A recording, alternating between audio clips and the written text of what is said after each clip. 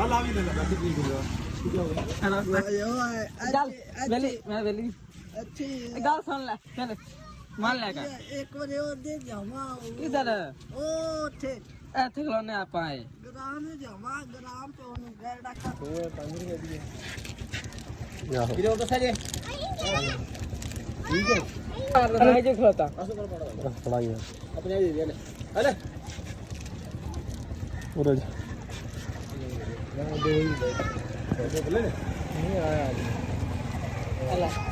ਗਾਲ ਕੱਢ ਦੇ ਗਾਲ ਮੈਂ ਤੇ ਨਾਲ ਆ ਤੈਨੂੰ ਕੁਝ ਕਹਿ ਸਕਦਾ ਹੈ ਇਹ ਵੇਖ ਲੱਗੇ ਜਾ ਨਾ ਮੈਂ ਕੋਈ ਖਾਂਦੇ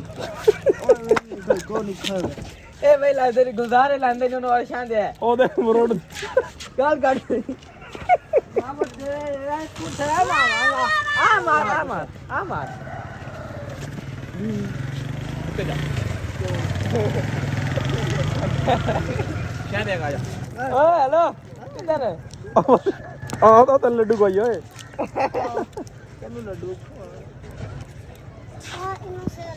ਓ ਨਾ